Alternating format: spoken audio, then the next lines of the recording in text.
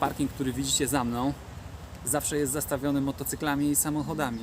Dzisiaj nikogo tutaj nie ma, więc można sobie pokonać te znakomite zakręty swoim tempem. A wiadomo, że samochody zawsze jadą zdecydowanie wolniej.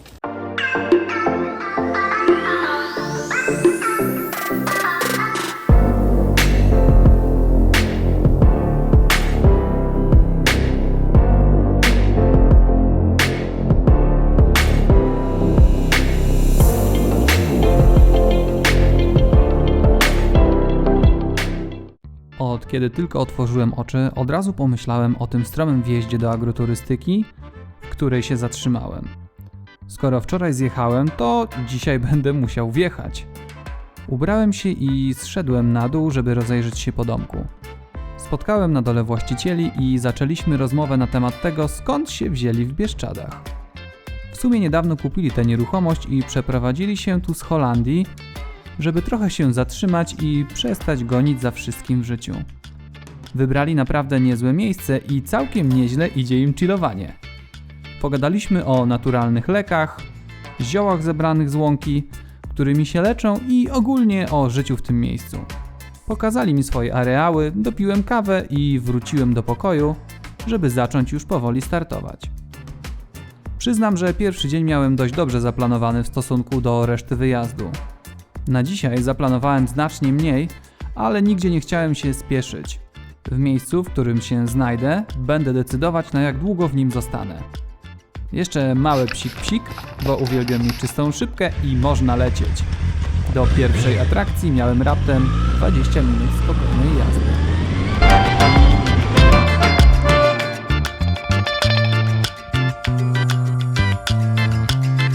W tych okolicach każda droga dojazdowa do każdego miejsca jest małą motocyklową ucztą na miarę polskich warunków.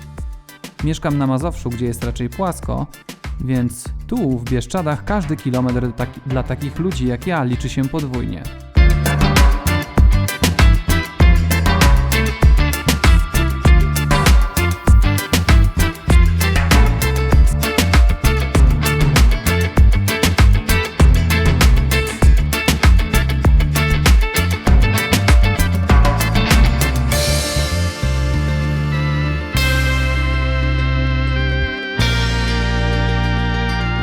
Widoki z samego tarasu widokowego Gór Słonnych nie rzucają na kolana, bo najwyższy szczyt Tarnica ma wysokość 1346 metrów nad poziomem morza. Nie przyjechałem tu dla tych widoków, tylko po to, żeby zaliczyć kilka wjazdów po tych wspaniałych serpentynach. Uważam, że każdy motocyklista powinien tutaj przyjechać co najmniej raz w roku i pokonać sobie te kilkanaście zakrętów od miejscowości Tyrawa Wołoska do miejscowości Wójskie. Ostatni raz jak tutaj byłem, cały ten parking był zastawiony motocyklami. Ludzie zjeżdżają po kilkadziesiąt razy tą trasą w górę i w dół. Nie wiem, czy jest jakieś lepsze miejsce, jeśli chodzi o zakręty. Trasę pokonałem w sumie 5 razy. 3 razy w dół i 2 razy w górę. Rozumiem tych, którzy szaleją tam cały dzień.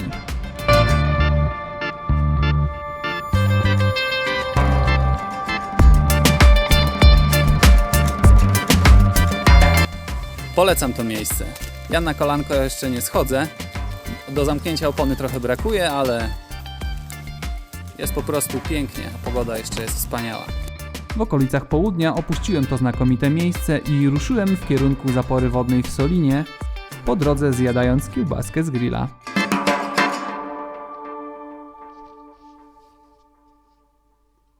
W sumie miejsce nieco sztampowe jak na bieszczadzki wypad, ale nie byłem tu nigdy wcześniej.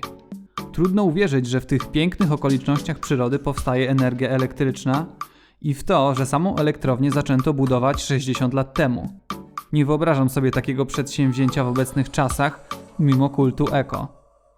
Wysokość zapory to 82 metry, czyli tyle, co 1/3 Pałacu Kultury i Nauki.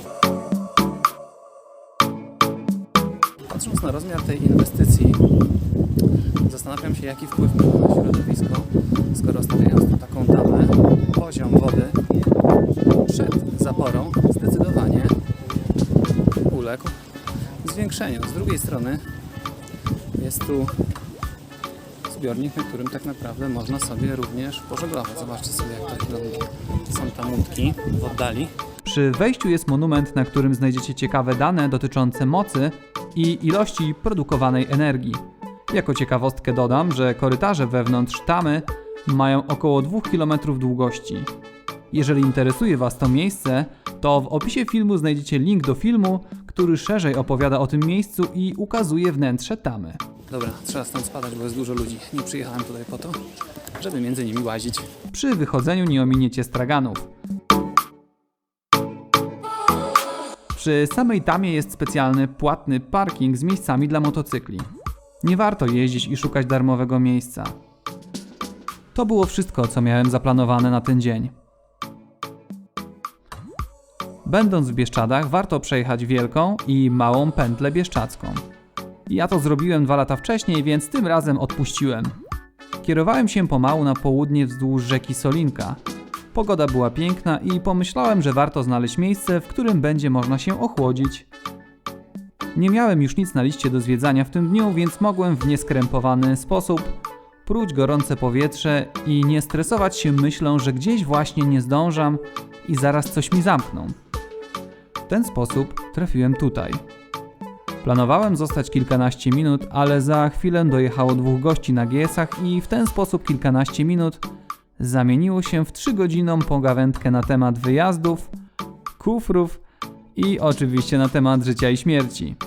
Nie zabrakło też rozmowy o wyższości GS-ów nad innymi sprzętami turystycznymi i o żonach czekających na mężów powracających z motocyklowych wojaży. Rzeczka. Można się zatrzymać, wykąpać, spotkać tutaj kolegów, których nigdy w życiu jeszcze nie widziałem, widzę ich pierwszy raz. Napić się wody, pogadać o motocyklowych sprawkach. No i jeżeli ktoś ma ochotę, można chyba tutaj nawet przenocować. O, tak wygląda chałupka.